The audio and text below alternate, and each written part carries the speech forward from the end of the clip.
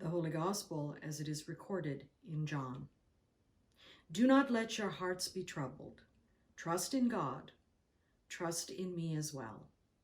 In God's house there are many dwelling places. Otherwise, how could I have told you that I was going to prepare a place for you? I am indeed going to prepare a place for you, and then I will come back to take you with me, that where I am, there you may be as well. You know the way that leads to where I am going. Thomas replied, but we do not know where you are going. How can we know the way? And Jesus told them, I myself am the way. I am the truth, and I am the life. No one comes to Abba God but through me. If you really knew me, you would know Abba God also. From this point on, you know Abba God, and you have seen God. Rabbi, Philip said, show us Abba God, and that will be enough for us.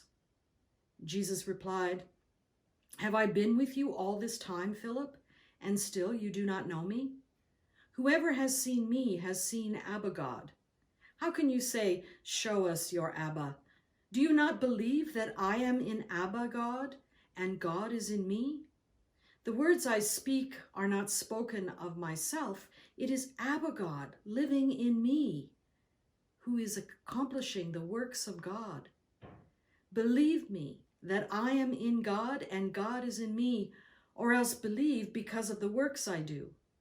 The truth of the matter is, anyone who has faith in me will do the works I do and greater works besides. Why?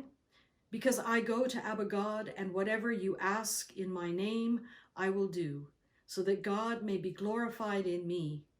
Anything you ask in my name, I will do. This is the gospel of Christ.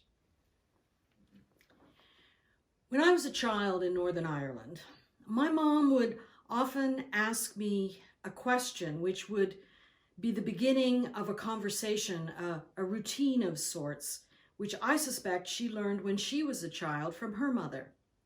The routine goes something like this. Mom would ask me, how much do you love me? And I would answer, as I had been taught to answer, a big bag of sugar. To which my mom would reply, I love you more. I love you 2 bags of sugar. To which I would reply that I love my mom 5 big bags of sugar. Over the years, I've met lots of people from Belfast who grew up measuring love in bags of sugar. As near as I can tell, this loving conversation has something to do with rationing during World War II. Sugar's ability to make all things sweet tied it to people's perception of a happy life. A big bag of sugar was more sugar than most people would ever see. It doesn't take much imagination to understand how people could begin to measure love in bags of sugar. To this day, my great nieces and nephews still learn from their elders to measure love in bags of sugar, even though we have all since learned that consuming large quantities of sugar makes us sick. I suspect the wartime custom of expressing love in terms of bags of sugar will soon go the way of Ring Around the Rosie. While children still sing it, they have no idea that it is all about the Black Plague, which saw millions of children die. Love measured in bags of sugar, like packets full of posy, is a thing of the past, vaguely remembered by only a few. This week, the world remembered VE Day. The end of war in Europe was commemorated from the confines of our physically isolated planet as we all seek refuge from the pandemic, which has brought an end to many of our treasured cultural norms. The combination of Mother's Day, the 75th anniversary of VE Day, a global pandemic, was topped off with news of the arrival in North America of some beast called a murder hornet. These are strange times in which to live. According to the experts, many of us are experiencing culture shock. Think back just 2 months ago. Way back then, we would not be confined to worshiping together over the medium of the internet. Less than 2 short months ago, we enjoyed the freedom of movement which all of us took for granted, and many of us would have been gathered together in our sanctuaries, singing, praying, and exchanging the peace, sharing communion, and then feasting together over coffee, tea, and conversation. In less than 2 short months, so very many things which we took for granted are no longer possible, and we do not know when or if they shall be returned to us. Last week I listened as Bill Gates, the kazillionaire behind so much of the technology which characterized the past 30 years, he insisted that many of us have had to learn new skills at a rate which has seen us absorb 15 years worth of change in just 6 weeks. Think about it, 15 years of change in just 6 weeks. Gates called this phenomenon cultural compression. So if you are struggling to come to terms with your new life, rest assured you are not alone. Go easy on yourself. Humans were never designed to cope with the rate of change we are experiencing today. Yes, we are privileged. We came into this crisis as the privileged few. We are certainly wealthy beyond the wildest dreams of our parents and grandparents. In addition to our wealth and privilege, we also have all sorts of mechanisms in place to cushion the effects of whatever we may still have to endure. We know that there are others who are much worse off than we are, and yet we can't quite shake our angst when it comes in the middle of the night. No amount of sugar or packets full of posy can obscure the shock waves which are impacting our way of being in the world. So reeling from the many changes, I must confess that today's gospel text makes me feel the way I used to feel when I would turn the tables on my mom and ask her, "How much do you love me, Mom?" As some of you know, my mom lives on the West Coast. I miss her terribly, and there's nothing more I would rather hear than "I love you, 5 big bags of sugar." There's something about your mother's voice that has the power to soothe even your deepest fear. Even if your mom has long since gone on to prepare a place for you, I'm sure that you can still hear her soothing you in times of trouble.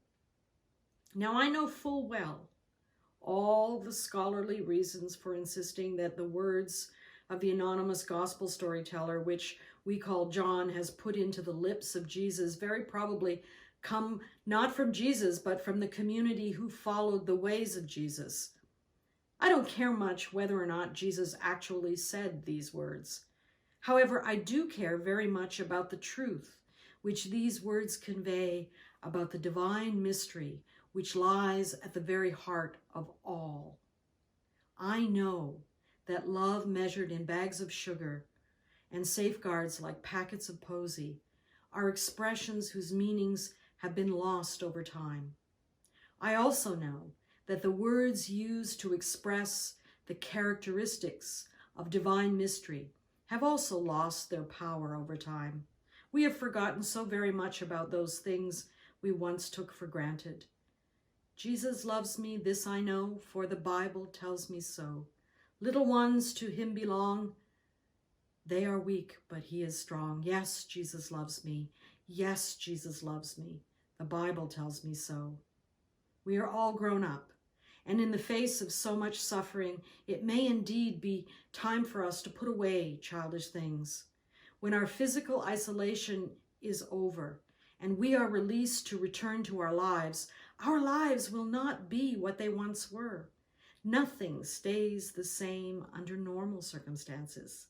Life changes over time, and the experts may just be correct when they tell us that the effects of cultural compression will have a colossal impact on the ways in which we return to life out there. But whether it's bags of sugar or pockets of posy, or the sure and certain knowledge that Jesus loves me, this I do know: love remains constant. Do not let your hearts be troubled. Trust in God. Trust in me as well. Our way of speaking about the divine mystery, which is the source of all reality, may have changed and will indeed continue to change. But the truth that the divine mystery is love, this love never changes. God is, was, and evermore shall be love. And in Jesus of Nazareth, his followers, like the anonymous gospel storyteller who we call John, in Jesus, people for generations have seen the embodiment of the love which is God. Jesus' way of being in the world is love alive in the world. Jesus' insistence that I myself am the way, I am the truth, and I am the life is not some arbitrary barrier to be crossed or a hoop that one must jump through in order to know the divine, but rather the followers of Jesus attempting to express the reality that for Jesus, the way of love is the only way of being. The way of love empowered Jesus to claim unity with love. I am in love, and love is in me. The words I speak are not spoken of myself. It is love living in me who is accomplishing the works of love. Jesus loves me, this I know, just as surely as I know that my mom loves me. Just as surely that I know that there is nothing in heaven or on earth which can ever separate me from the love that is God. It may indeed be scary out there. I suppose it has always been scary out there, but my mom always pushed me out the door to meet the world in the sure and certain knowledge that she loved me more than 5 bags of sugar. Do not let your hearts be troubled. Trust in the divine one who is love. Love beyond the ability of mere words to describe. Love beyond the beyond and beyond that also. Love which lives in, with, through, and beyond you. Love is the way, the truth, and the life. Know that love is in you and you are in love, and there is nothing which can separate you from the love which is God. Love's got this. Be love and you will be well. Be love and all manner of things shall be well.